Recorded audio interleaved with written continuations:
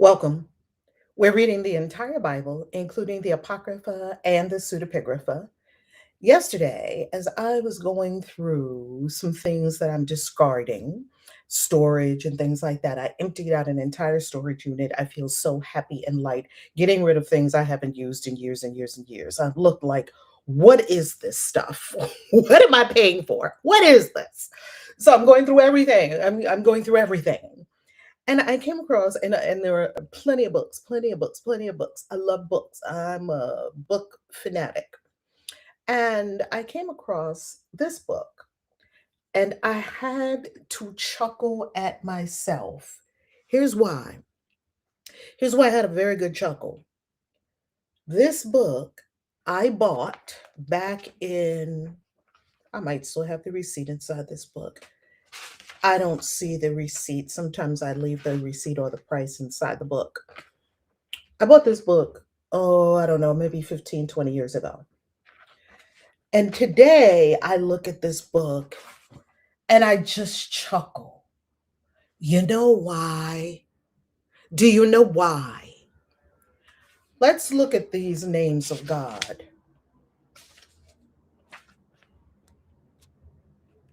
Can you see that?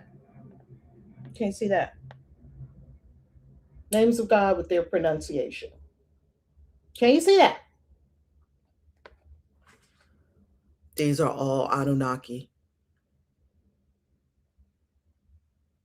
These are all Anunnaki beings. Elohim, single but plural. Sometimes it's singular, sometimes it's plural, but there's an Elohim of the Jewish of Israel, and there's an Elohim of the Egyptians as well. What does Elohim mean? It doesn't mean God. It sort of means rulers. It means magistrates. It means governors. It's very elastic. Yet im, normally in the Hebrew language, the im ending denotes plural. Jehovah, we know that's not God. Adonai, we know that's not God. El Shaddai. El Shaddai means Lord, the El, Elohim, like the Elohim, plural.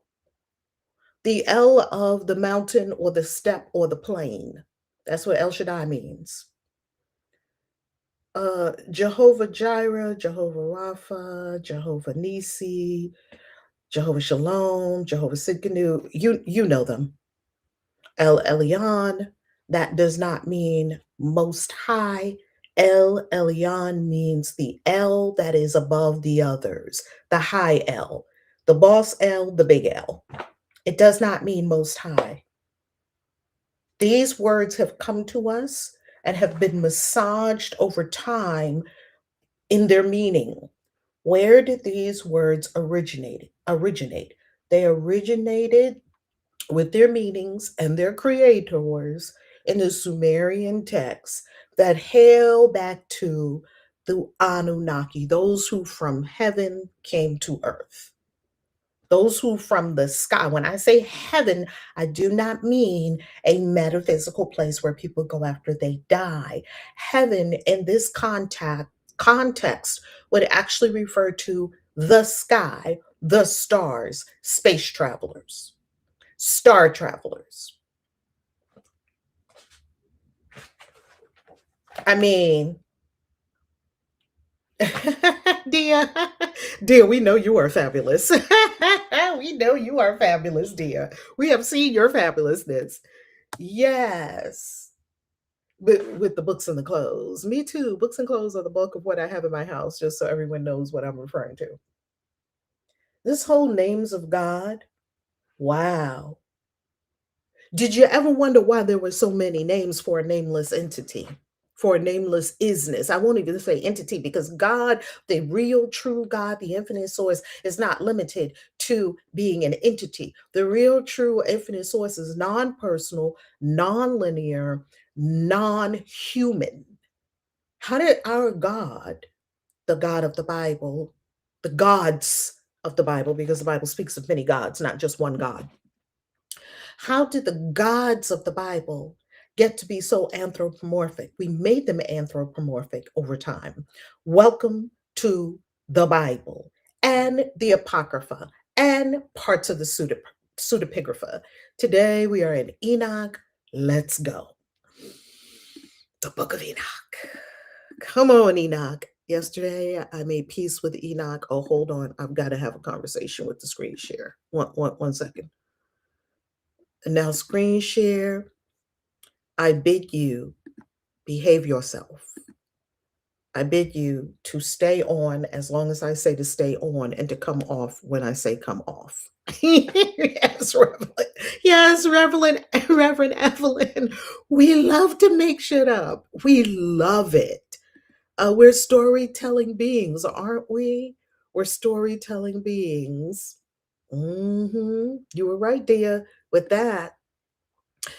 I have a similar book after learning about Anunnaki. I started thinking that might be the case with the names of God. And this was I didn't just hop to this conclusion. I want to tell you, and y'all are amazing at buying this book. I want to tell y'all the book and the scholar that sealed the deal for me on all these names of God. So I was always asking questions about this. This is my grouping of books that I have collected for you all for this topic. Come on, screen share, right, Angel? This is my grouping of books that I have created for us for this topic. And here is the book that did it in for me. Both of these two by Mauro Biglino. Mauro Biglino is a Hebrew Bible scholar. And I'm going to just go and see if we can read his bio here. Translator of 19 books of the Old Testament with Edizione San Paulo. The scholar in ancient languages, Mauro Biglino, stood out in the eyes of the general public from 2010 with his outstanding literal reinterpretation of the Bible expressed in a series of best-selling essays. His work has won over aficionados, scholars, and all sorts of readers. His books, Mauro Biglino was translating the Hebrew Bible into Italian for Edizione San Paulo Press in Rome under the commission of the Vatican.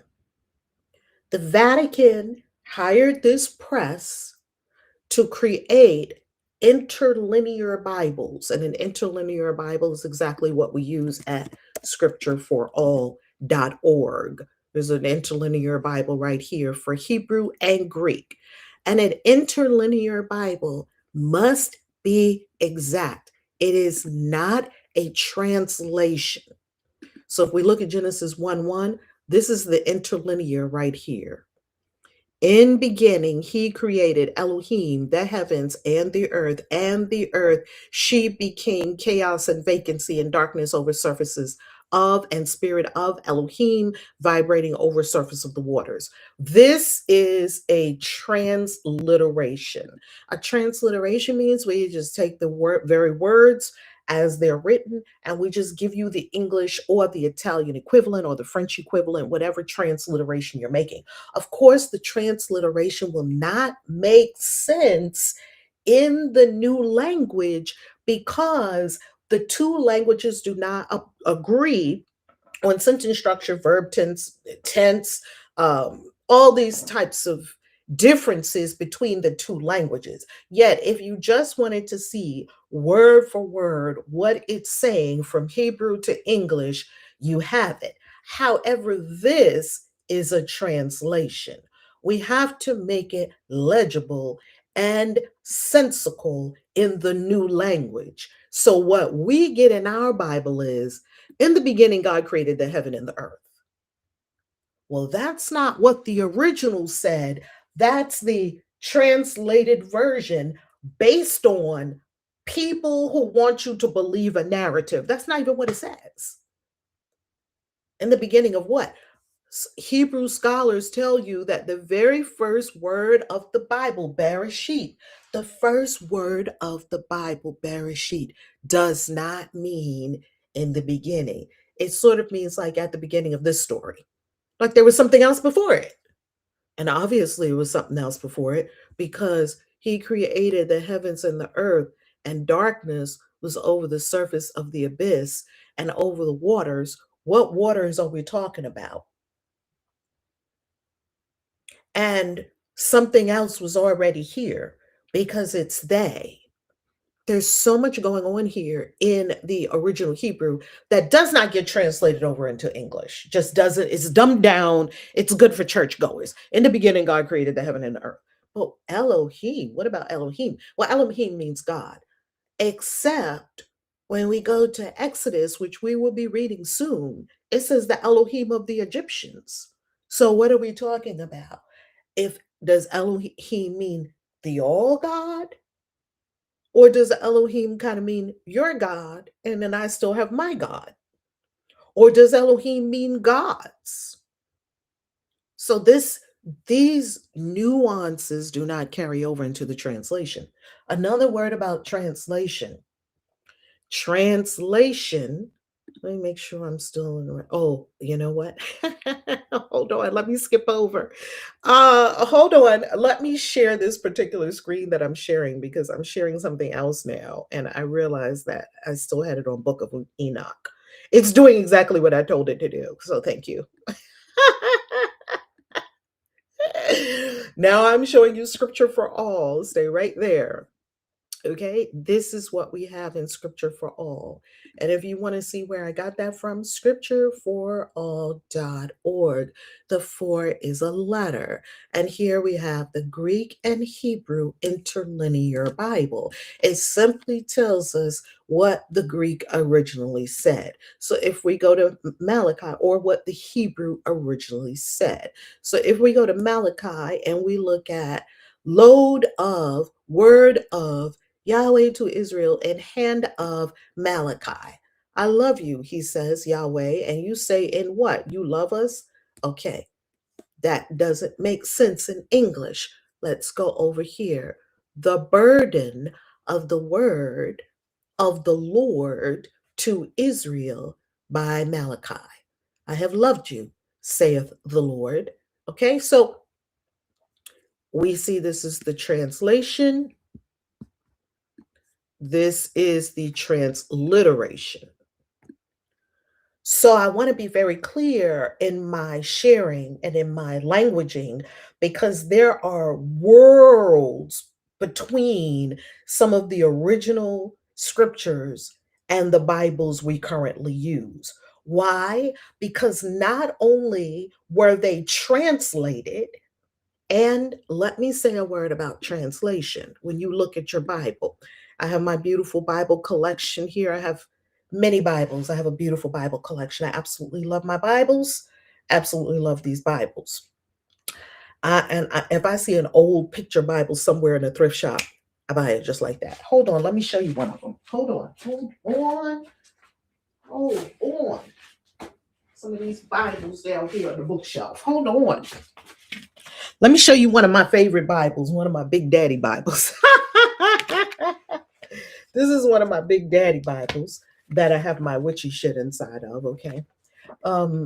Because I am a Christian witch. I am a practicing Christian witch. And if you do not understand what that is, go to christianwitches.com. Everything's there for you. Anyway, this is one of my favorite Bibles because I think I got this Bible like at an old thrift shop. And trust me, old Bibles are so good because people prayed over them. They're stuffed with a lot of prayers, which is basically spells. Most Bibles that are used are very good spell books. Anyway, what I love about this Bible is, I remember back in the day, we used to keep the family records in the Bible. Well, I don't even want to say back in the day because one of my other Bibles has a bunch of stuff in there, like birth certificates and all of that. This is an illustrated Bible, so I want to show you some of the illustrations. Isn't it beautiful? It's a colored illustrated Bible. I love this Bible. So this is a map of journey from Egypt to Canaan. Okay, that never happened yet. I'll show you what they say happened. That never happened yet. It's a nice story. It's a nice story. So, when I say that this book was not only translated, it was massaged, it was reworked, it was redacted. Things were pulled from it, things were added to it, things were reworded, then translated again. Even to get to English, we had to make a hop from ancient Hebrew, which is different from modern day Hebrew, ancient Hebrew, to Greek, which is the Septuagint, to Latin, which are some of our Latin Bibles, to English. And when you look at the English that the Bible was originally translated into in the 13 and 1400s, into English, when John Wycliffe and the Wycliffe Bible, and we were just talking about them the other day, the men who died to bring you the Bible. When they were translating the Bible, English looked very different than it is today. Sometimes I look at Old English and I don't even understand what it is. I'll show you an example. This is one of my other favorite books that I'm just loving, Dictionary of Ancient Magic Words and Spells. It may seem like I'm jumping all over the place, yet I have some place where I'm going with you with this, and it is indeed all connected. Okay, let me see if this is it. Is a single. I'm going to show you in here early English, and when you here it is. Oh no, that's Latin. Let me find this old English piece, and I promise you, I could barely make out what it said. You could make out a word here and there. Yet, if you are thinking that this has anything to do with modern day English, absolutely does not. Let me see if I can find it for you. And I thought to myself, what am I reading right now? Oh, I'm reading English. Look how English has changed. Look how English has changed since I was a kid to now. Look, so how has English changed in the last 2, 3, 400,000 years when they first started translating the Bible into English? How much has it changed? I apologize if I cannot find this old English piece of writing for you that I could not read. Literally, I was trying to make out word by word by word, and it was very difficult. Okay? I'll find something for you. So we must understand there is no way we are reading what the people wrote. There's just no way we're reading what they wrote. And there's no way to even check if we can read what they wrote because we don't have the originals. But people are staking their life on this book. People are going to war on this book, but you don't even know what it says. Of course, we know what it says, Reverend Val. We have the Bible. You have copies of copies of copies. Bart Ehrman told you that. He's a scholar of Hebrew Bible. I mean, he's a scholar of the New Testament. Bart Ehrman tells you that. He said, we don't even have the originals of the Gospels on. None. We don't have any originals. Actually, the entire Bible, we don't have any originals. And well, what do we have? He said, we don't even have copies of the originals. We don't have copies of the originals. People writing it out over and over. He said, we don't have copies of the originals. With 3 removed from the original, we don't even know what the originals said. We don't have them. Shocking. Tell that to a church person, and you know what they'll tell you because of the insidiousness and repetitive nature of the conditioning with which our minds were assaulted with in church? Guess what they'll tell you about that? Oh, it says the same thing because God kept his Bible pure. God didn't even keep his books all agreeing with each other. How did God, this supposed God, keep the books pure? He didn't even get them to agree, and he didn't even get it to all his kids. So, what are we talking about here? We're not doing that. We are going to look at the Bible as it is literature, amazing literature, written by God knows who, still don't know who wrote it. And the only exception we could say to that are the seven or authentic letters of Paul that scholars swear of the 13 epistolaries of Paul. Seven are real. Seven were actually penned by Paul. Yet we now have a scholar, Nina Livesey, who says, hey, Paul probably didn't even write those seven. And here's the evidence. OMG. She's dropping a bombshell right now on the field of consensus in academia when it comes to Paul and the certainty that, yeah, Paul wrote those seven letters. But the other six, no, he didn't write those. But these seven, he definitely wrote. And Nina Livesey is saying, oh, whoa, wait 1 minute. And she wrote a book about it called Examining the New Testament in their Roman context, in their literary Roman context. And it was fascinating what she found out. I'll show you that book in a moment. So, in no way is this book pure. Every Bible scholar can tell you that. In no way do we know who wrote this, any of it.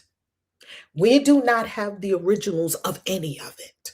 Good thing the scribes kept copying it and copying it and copying it. Good thing people believe that it did come from God, because if we didn't have this string going back to the Anunnaki, wow, we would probably be lost until all those things were found in the ground. And one of the beauties of finding the ancient Sumerian tablets that talk about the flood and Tower of Babel and star people and all the things you read about in and beings that were of a different race.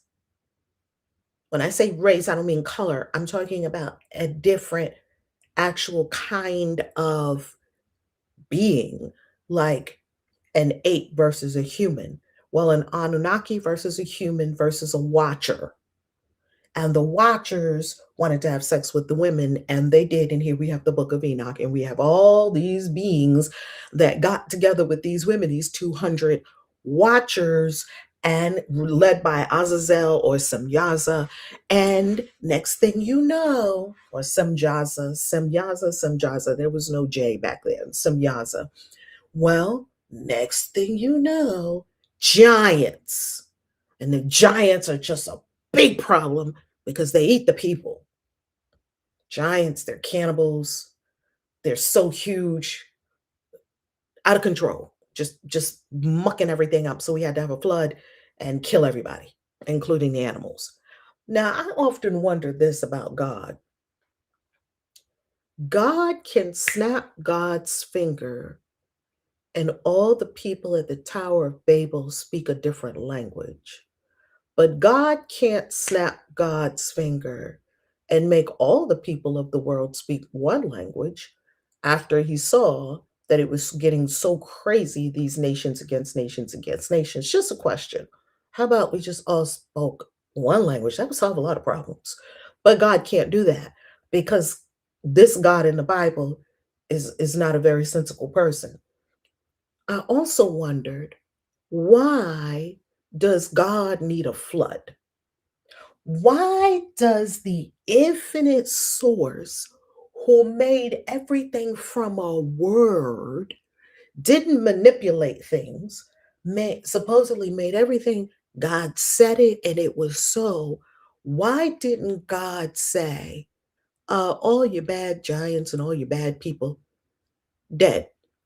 And just like he alived them with a word, how come he couldn't unalive them with the word? And why do you need this big, huge, catastrophic flood that unalives animals? And does it make sense?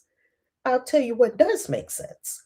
What does add up is that these were Anunnaki beings who were on this earth doing all kinds of shenanigans, some good, some not so good. I cannot decry them because we're here because of them.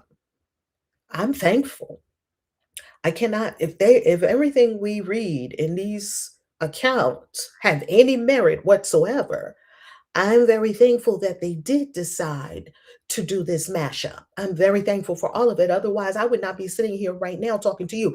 I don't know. Maybe I would be somewhere in the African bush scratching my butt, looking like Homo naledi. I don't know. I don't know what I would look like before the upgrade. None of us do. So the whole question becomes, are we talking about God at all? Are we talking about some other beings? Are we even talking about God at all? Because this God doesn't have powers. Come on, I'll bring a flood, but I'm going to kill everything, everything. But then I'm just going to get Noah and his wife and his three sons and his three sons' wives. These 8 people, they're good.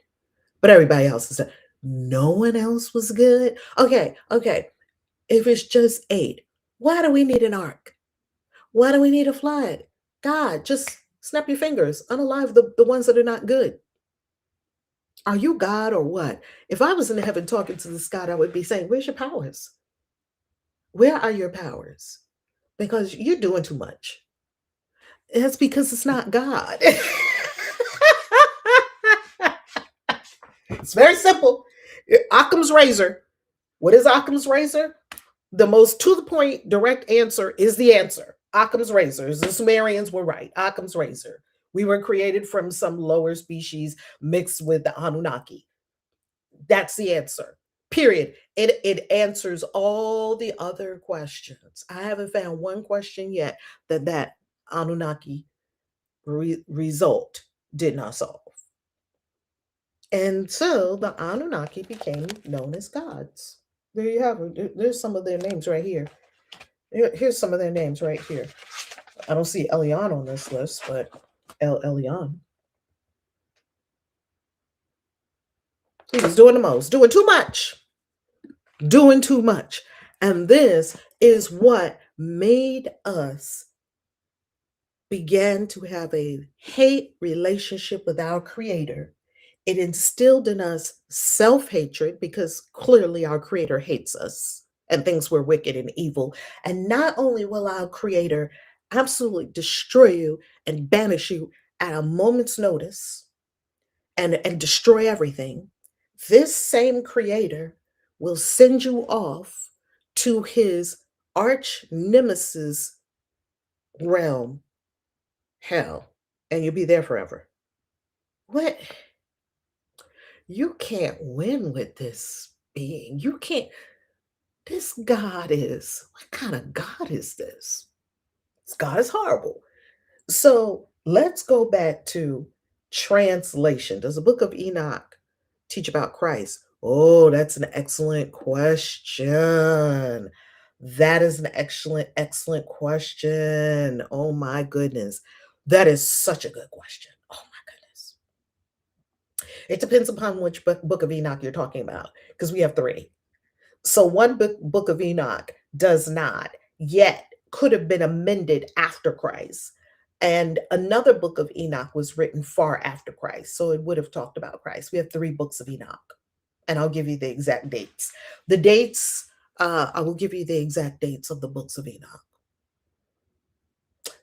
So this is an excellent question because, and then I'll finish up with the translation piece, and then we'll go to our reading for the day.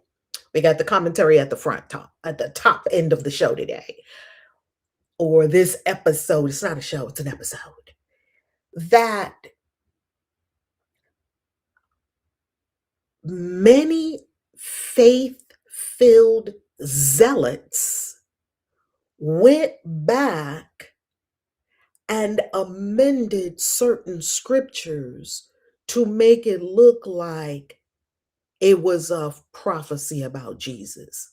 That's not uncommon. That's not uncommon. Remember, and you might say, how are people taking all these liberties with the Bible? This is sacred. This is, how could they do that? Remember, Dr. Joel Baden, professor of Hebrew Bible at Yale Divinity School, says this. I listen to Dr. Joel Baden very carefully. I'm like one of his students. Dr. Joel Baden says, these are shocking statements he's saying. No one who was writing a Bible thought they were writing a Bible. Oh, wow. What did they think they were writing? Some thought they were writing stories for the neighborhood. Some thought they were writing stories for their people. Some thought they were writing propaganda. Hey, the king, write this down and send it to all the people. Some people just wanted to write stories to get people to behave. No one who was writing the Bible thought they were writing a Bible. They were writing literature. They were writing things, writing letters, writing rituals, writing spells, writing stories. They're just writing. They're writing. They're writing. Later on, we came and made it holy. Oh, these are all holy. We have to live by this and die by this. What? Okay, well, tell me who wrote it. We don't know. I'm sorry, that's the first red flag for me. That's a big red flag for me. So, Dr. Joel Baden, professor of Hebrew Bible at Yale Divinity School, also stated nothing about Moses. These quotes are in the book. These quotes are in my book. Nothing about Moses that you read in the Bible is historically accurate, true, or even plausible. He said it's not even plausible. Nothing you read about Moses. And this is a Jewish man. Moses. That was a hard one for me. That was, oh, Dr. Joel Baden, right now you're stabbing me. Please don't take away our hero named Moses. Oh, this man. He saved the slaves. Oh, he freed the slaves. Oh, my goodness. He parted the Red Sea at a staff. He had a long cloak on. Oh, he went up, he got the tablets. Please do not tell me that Moses is a fraud. Stop. I can't take it. I need a nap. Because when I get discombobulated in a brain, see, it's cognitive dissonance. New information was pouring into my brain, and it was disconcerting. It was very difficult. So when I get new information like that, sometimes I just have to close my eyes and go into meditation or lay down and take a nap because my brain is just doing too much. My brain is just too. Okay. So we will get to that, Michael. I love that question. Listening with my daughter in the car, and she said, no, literally, like, where are his powers? Because this don't make sense. Even kids, see, young people, they knew this when we were forcing them to go to church. They knew all this stuff. They were like, oh, brother. You know, they liked the story of Jonah and being swallowed by a whale and drawing it on a paper.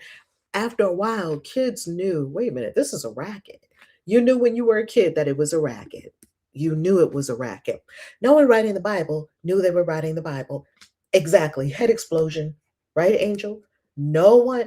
And what did they tell us in church? They told us in church, these people were inspired, like they went into some kind of trance. Oh, God has spoken. And they're writing the exact word God said from God's very mouth. What human do you know that does that to this day? Well, I will say that there are people who are super gifted at doing that, like Helen Schuchman, who took the dictation for the entire A Course in Miracles, which is just mind-blowing.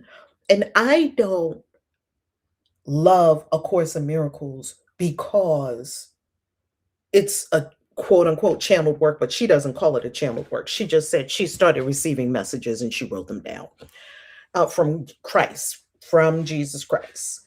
And she was not a religious person. This woman was an atheist. working in a, I believe she was at, not Harvard University. Maybe she was at, I'll look up and see which university she was at. Anyway, she began writing the messages he was receiving, and she talked to her friend, and he said, look this over. This is something. He's like, oh yeah, this is definitely something. But see, she didn't have religious jargon in her brain. If Jesus had came again, maybe the second coming of Jesus is A Course in Miracles.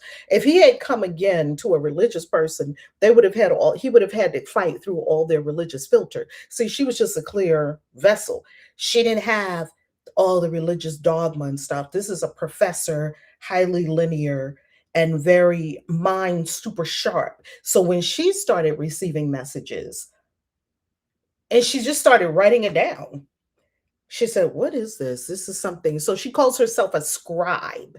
She doesn't even call herself a channel. I don't even know if the lady, when she was in this life, even believed in channels.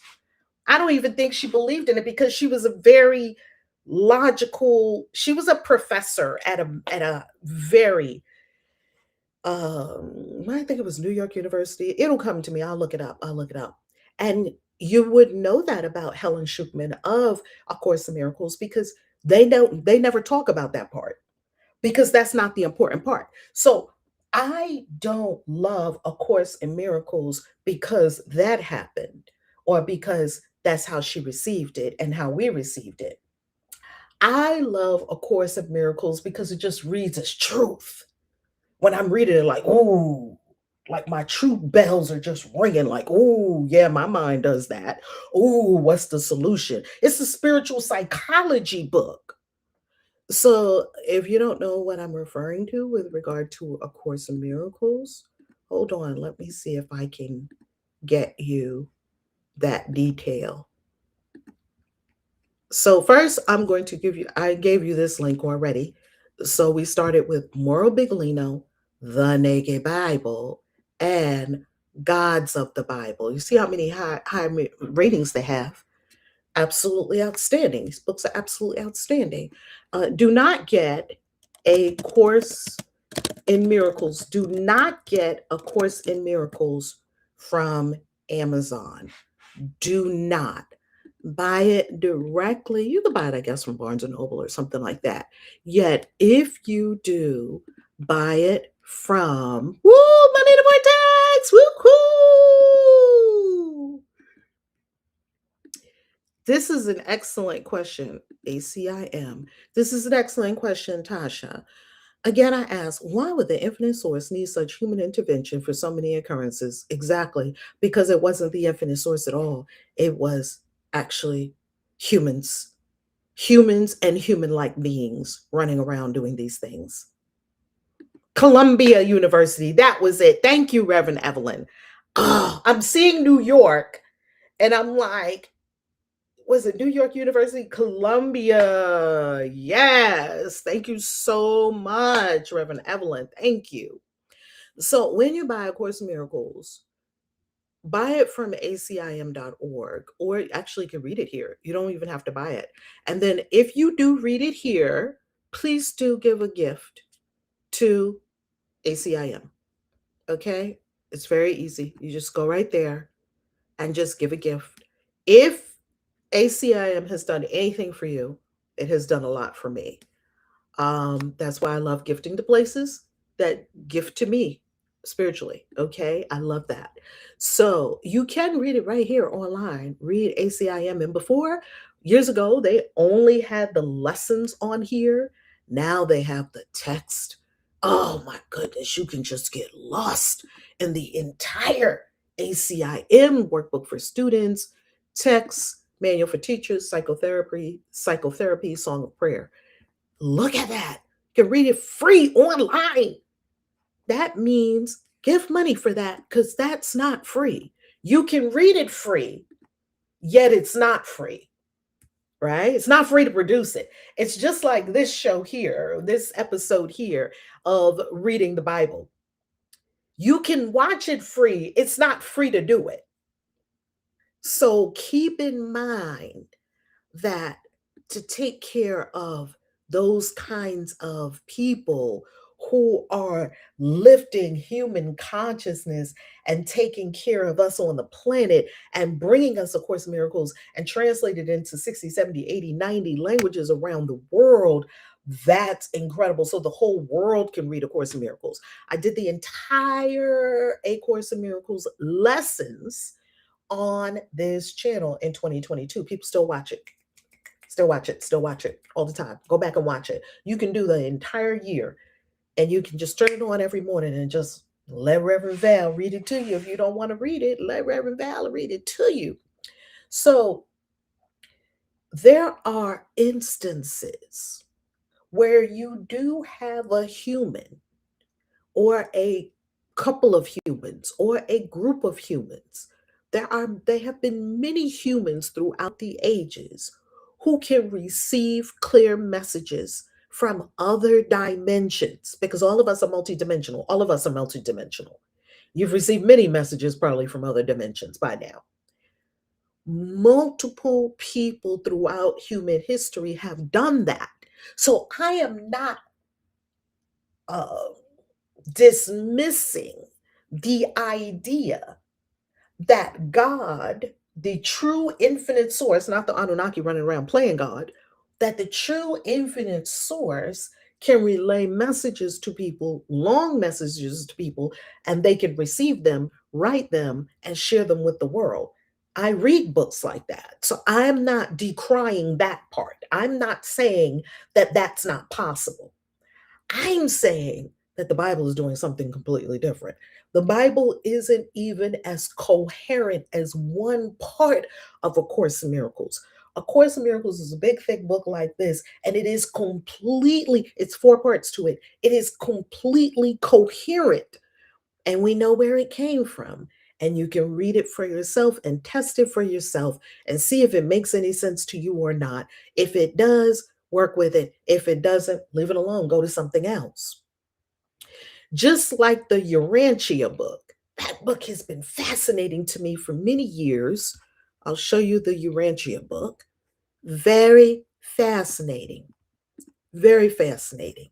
And so therefore, Urantia book.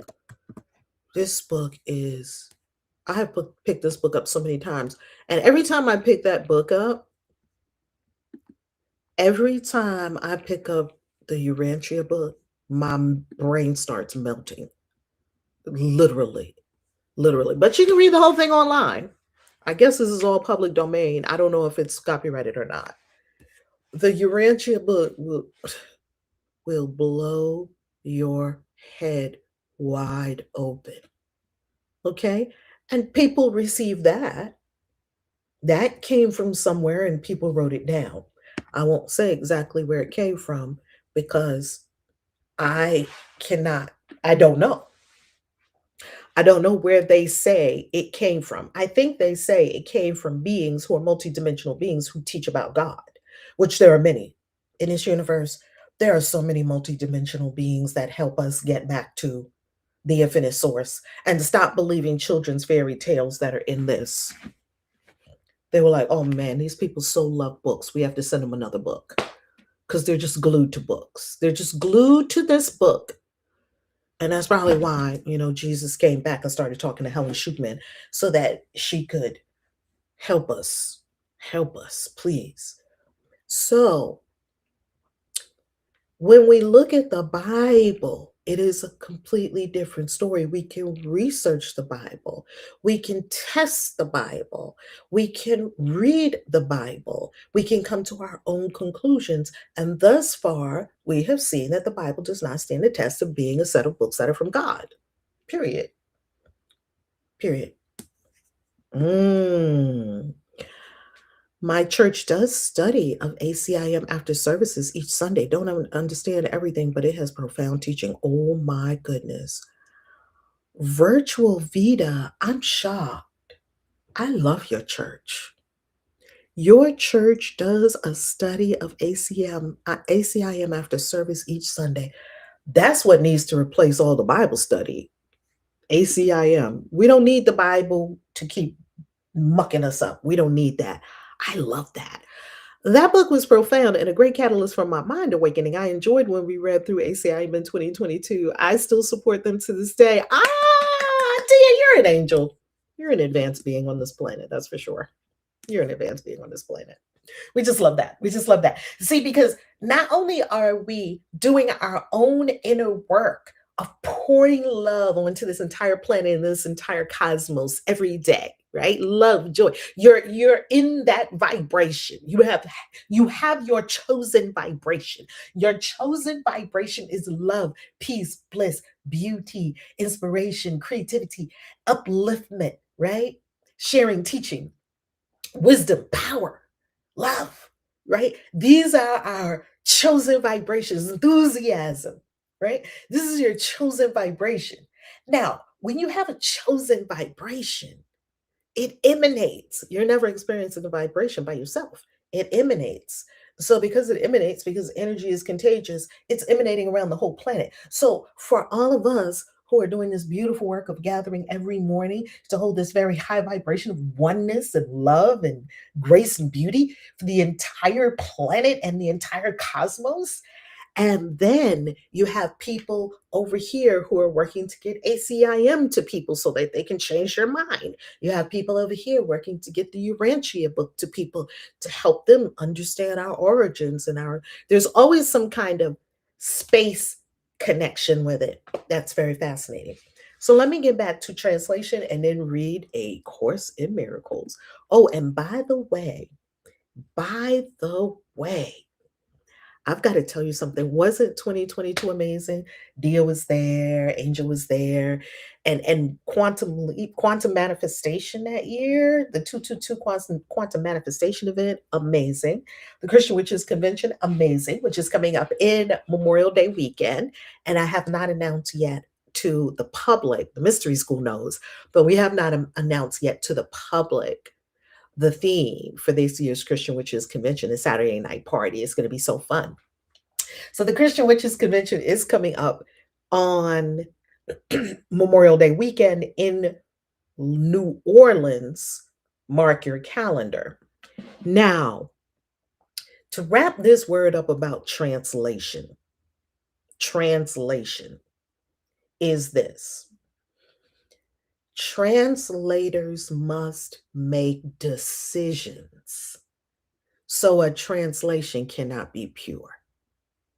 Translation, by its very nature, involves decision making. So if I'm translating Spanish to English, and Spanish has a word that means cake, a certain kind of cake. Let's say this is a cheesecake. So you have cheesecake in your mind. Oh, cheesecake. In Spanish, cheesecake. Oh, we know. We know what that is. It's a cheesecake. It's a sweet dessert. You could get it with strawberries on top. And what if in English there's no word for cheesecake? What does the translator put? A cake with cheese? That's not the same thing as cheesecake. Does he put a dessert with bread at the bottom, cream cheese, fluffed up? Does he give you the recipe? He or she? That's bulky. We can't put all of that in a translation. The book would be yay big. Does he say dessert? He or she? Do they say dessert? Do they say a cake like dessert? These are all decisions. None of them, because the word doesn't exist in the other language, none of them are going to be exactly what, if you spoke Spanish, you would know exactly what that thing is. It's not in the mother tongue, it's not in the original language. So, because we can't read Hebrew and we can't read Greek or Aramaic, the original languages these three books were written in, so they tell us, we don't know. We're at a disadvantage. I can't read it. So therefore, I have to go to scholars who can read it. What does it say? And then I don't believe what the scholars say about it. I look at the scholars' research. Make sense? Yes, translations involve decision making, choices, creativity. And most people don't think that that's what a translation is doing. That is what every translation is doing. I am glad we are discussing many books reading have no words in English. They explain the best they can. That's exactly right. That is exactly right. And if you're going from a language that has, let's say, only 8,000 words, I believe, like ancient Hebrew, to a language that is robust with 80,000 words, wow, that's two different animals.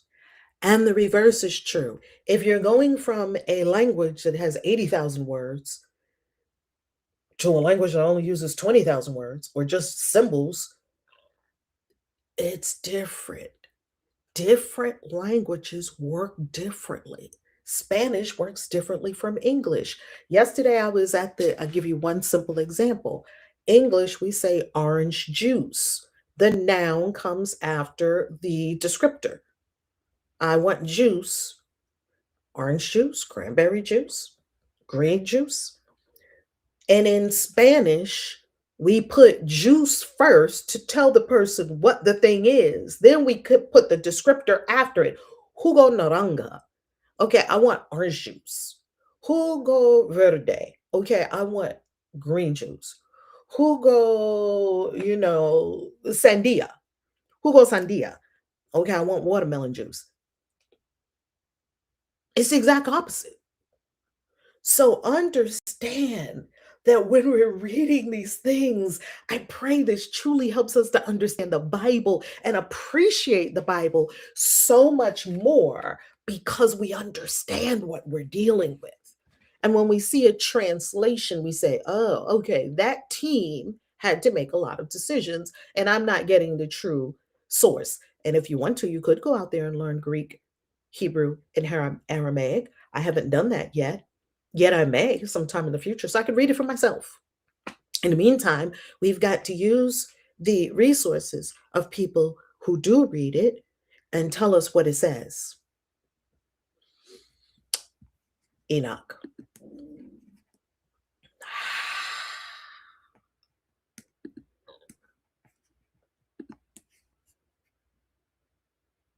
You are working so well. You are working so well. Screen share. Would that my eyes were a rain cloud, so that I might weep over you and pour out my tears like rain, so that I might have rest from the sorrow of my heart. Who permitted you to practice hatred and wickedness? May judgment come upon you, the sinners. Do not be afraid of the sinners, you righteous, for the Lord will again deliver them into your hands, so that you may execute judgment on them as you desire. Woe to you who pronounce anathema that you cannot remove. Healing will be far from you because of your sin. Woe to you who repay your neighbors with evil, for you will be repaid according to your deeds. Woe to you, you lying witnesses, and to those who weigh out iniquity, for you will quickly be destroyed. Woe to you, sinners, because you persecute the righteous. For you yourselves will be handed over and prosecuted, you men of iniquity, and their yoke will be heavy on you. Be hopeful, you righteous, for the sinners will quickly be destroyed before you, and you will have power over them as you desire. And in the day of the distress of the sinners, your young will rise up like eagles, and your nest will be higher than that of vultures. And you will go up, and like badgers, enter the crevices of the earth and the clefts of the rock forever before the lawless. They will groan and weep because of you like satyrs. And do not be afraid, you who have suffered, for you will receive healing, and a bright light will shine upon you, and the voice of rest you will hear from heaven. Woes to you, you sinners, for your riches make you appear righteous, but your hearts prove you to be sinners. And this word will be a testimony against you as a reminder of your evil deeds. Woe to you who devour the finest of the wheat and drink the best of the water and trample upon the humble through your power. Woe to you who drink water all the time, for you will quickly be repaid and will become exhausted and dry, for you have left the spring of life. Woe to you who commit iniquity and deceit and blasphemy. It will be a reminder of evil against you. Woe to you, you powerful, who through power oppress the righteous, for the day of your destruction will come. In those days, many good days will come for the righteous in the day of your judgment. Believe, you righteous, that the sinners will become an object of shame and will be destroyed on the day of judgment. Be it known to you, sinners, that the Most High remembers your destruction and that the angels rejoice over your destruction. What will you do, you sinners? And where will you flee on that day of judgment when you hear the sound of prayer of the righteous? But you will not be like them, against whom this word will be a testimony.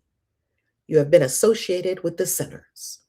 And in those days, the prayer of the holy will be in front of the Lord, and for you will come the days of your judgment. And the words of your iniquity will be read out before the great and holy one, and your faces will blush with shame, and every deed which is founded upon iniquity will be rejected. Woe to you, you sinners, who are in the middle of the sea or on dry ground. Their memory will be harmful to you. Woe to you who acquire silver and gold, but not in righteousness, and say, we have become very rich and have possessions, and have acquired everything that we desired. And now let us do what we planned. For we have gathered silver and filled our storehouses, and as many as water are the servants of our houses. And like the water, your life will flow away, for your riches will not stay with you, but will quickly go up from you. For you acquired everything in iniquity, and you will be given over to a great curse. Now I swear to you, the wise and the foolish, that you will see many things on the earth. For you men will put on yourselves more adornments than a woman, and more colored garments than a girl, clothed in sovereignty and in majesty and in power and silver and gold and purple and honors. And food will be poured out like water. Because of this, they will have neither knowledge nor wisdom. And through this, they will be destroyed together with their possessions and with all their glory and their honor. And in shame and in slaughter and in great destitution, their spirits will be thrown into the fiery furnace. I swear to you, you sinners, that as a mountain has not and will not become a slave, nor a hill a woman's maid, so sin has not sent on the earth, but man of himself created it. And those who commit it will be subject to a great curse. And barrenness has not been given to a woman, but because of the deeds of her hand, she dies without children. I swear to you, you sinners, by the Holy and Great One, that all your evil deeds are revealed in heaven and that your wrongdoing is not covered or hidden. And do not think in your spirit nor say in your heart that you do not know or do not see. Every sin is written down every day in heaven in front of the Most High. From now on, you know that all your wrongdoing that you do will be written down every day until the day of your judgment. Woe to you, you fools, for you will be destroyed through your folly. And you do not listen to the wise, and good will not come upon you.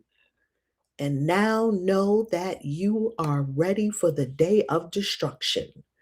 And do not hope that you will live, you sinners. Rather, you will go and die, for you know no ransom. You are ready for the day of the great judgment and for the day of distress and great shame for your spirits. Woe to you, you stubborn of heart, who do evil and eat blood. From where do you have good things to eat and drink and to be satisfied? From all the good things which our Lord the Most High has placed in abundance on the earth. Therefore, you will not have peace. Woe to you who love deeds of iniquity. Why do you hope for good for yourselves? Know that you will be given into the hands of the righteous, and they will cut your throats and kill you and will not have mercy on you. Righteous people will do that? Okay. Woe to you who rejoice in the distress of the righteous, for graves will not be dug for you. Woe to you who declare the words of the righteous empty, for you will have no hope of life. Woe to you who write lying words and the words of the impious, for they write their lies so that men may hear and continue their folly. And they will not have peace, but will die a sudden death. Woe to you who do impious deeds and praise and honor lying words. You will be destroyed and you will not have a good life. Woe to you who alter the words of truth, and they distort the eternal law and count themselves as being without sin. They will be trampled underfoot on the ground. In those days, make ready, you righteous, to raise your prayers as a reminder and lay them as a testimony before the angels, that they may lay the sin of the sinners before the Most High as a reminder. In those days, the nations will be thrown into confusion, and the races of the nations will rise on the day of destruction. And in those days, those who are in need will go out, seize their children, and cast out their children. And their offspring will slip from them, and they will cast out their children while they are still sucklings, and will not return to them, and will not have mercy on their beloved ones. And again, I swear to you, the sinners, that sin is ready for the day of unceasing bloodshed. And they worship stone, and some carve images of gold and of silver and of wood and of clay. And some with no knowledge worship unclean spirits and demons and every kind of error. But no help will be obtained from them. And they will sink into impiety because of the folly of their hearts. And their eyes will be blinded through the fear of their hearts and through the vision of their ambitions. Through these, they will become impious and fearful, for they do all their deeds with lies and worship stones, and they will be destroyed at the same moment. And in those days, blessed are those who accept the words of wisdom and understand them and follow the paths of the Most High and walk in the path of righteousness and do not act impiously with the impious, for they will be saved. Woe to you who extend evil to your neighbors, for you will be killed in Sheol. Woe to you who lay foundations of sin and deceit, and who cause bitterness on the earth, for because of this an end will be made of them. Woe to you who build your houses with the toil of others, and all their building materials are the sticks and stones of sin. I say to you, you will not have peace. Woe to those who reject the measure and the eternal inheritance of their fathers, and cause their souls to follow error, for they will not have rest. Woe to those who commit iniquity and help wrong and kill their neighbors until the day of the great judgment, for he will throw down your glory. And you put evil into your hearts and rouse the spirit of his anger, so that he may destroy you all with the sword. And all the righteous and the holy will remember your sin. Pause there.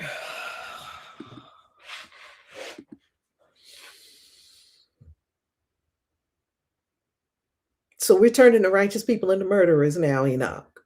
Is that what we're doing? Yeah, we're going to give all the wicked people over to the righteous people, and the righteous people are just going to unalive them. What are we doing here? We're turning righteous people into unalivers? What's that about?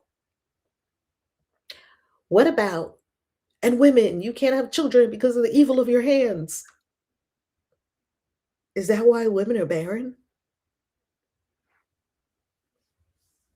Help us, help us, help us, help us. These books have filled our heads with so many strange ideas. So many strange ideas. Oh my goodness. I got to tell you something. If you don't believe in hexes or curses, or believe that the Bible has hexes and curses, of which it has many, read the book of Psalms.